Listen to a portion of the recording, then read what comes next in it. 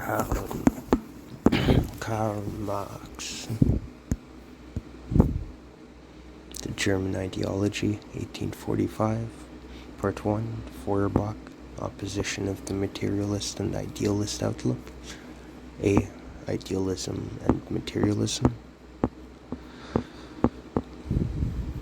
Ideology in general, German ideology in particular. German criticism has, right up to its latest efforts, never quitted the realm of philosophy. Far from examining its general philosophic premises, the whole body of its inquiries has actually sprung from the soil of a definite philosophical system, that of Hegel. Not only in their answers, but in their very questions, there was a mystification.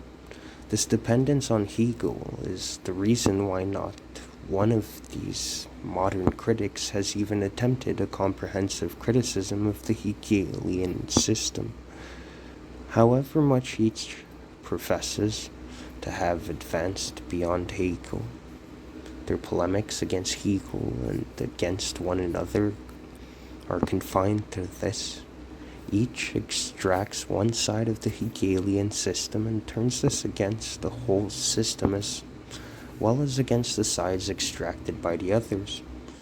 To begin with, they extracted pure unfalsified Hegelian categories such as substance and self-consciousness.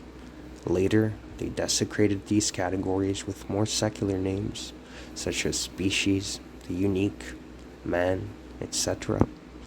The entire body of German philosophical criticism from Strauss to Stirner is confined to criticism of religious conceptions. The following passage is crossed out in the manuscript, claiming to be the absolute redeemer of the world from all evil. Religion was continually regarded and treated as the arch-enemy, as the ultimate cause of all relations repugnant to these philosophers. The critics started from real religion and actual theology. What religious consciousness and the religious conception really meant was determined variously as they went along.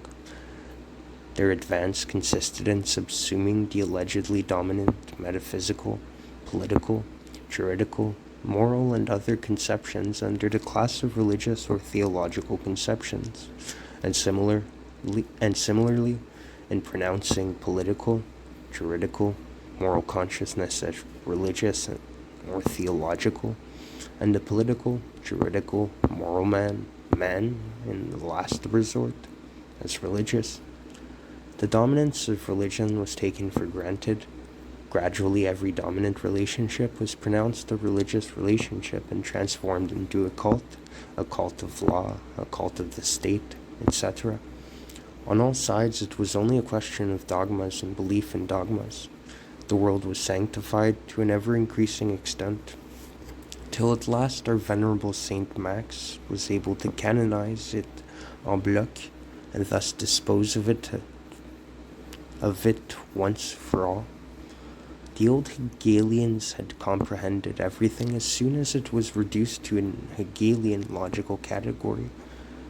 The young Hegelians criticized everything by attributing to it religious conceptions or by pronouncing it a theological matter.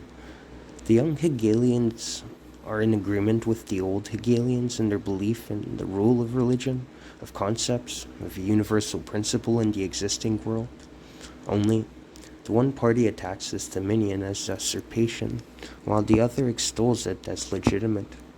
Since the young Hegelians consider conceptions, thoughts, ideas, in fact all the products of consciousness to which they attribute an independent existence, as the real chains of men, just as the old Hegelians declared them the true bonds of human society. It is evident that the young Hegelians have to fight only against these illusions of consciousness, since, according to their fantasy, the relationships of men, all their doings, their chains, and their limitations are products of their consciousness. The young Hegelians logically put to men the moral postulate of exchanging their present consciousness for human, critical, or egoistic consciousness, and thus of removing their limitations. This demand to change consciousness amounts to a demand to interpret reality in another way, i.e., to recognize it by means of another interpretation. The young Hegelian ideologists, in spite of their allegedly world-shattering statements, are the staunchest conservatives. The most recent of them have found the correct expression for their activity when they declare they are only fighting against phrases. They forget, however, that to these phrases they themselves are only opposing other phrases, and that they are in no way combating the real existing world when they are merely combating the phrases of this world. The only results which the philosophic criticism could achieve were a few, and at that thoroughly one-sided elucidations of Christianity from the point of view of religious history. All the rest of their assertions are only further embellishments of their claim to have furnished, in these unimportant elucidations, discoveries of universal importance. It has not occurred to any one of these philosophers to inquire into the connection of German philosophy with German reality, the relation of their criticism to their own material surroundings.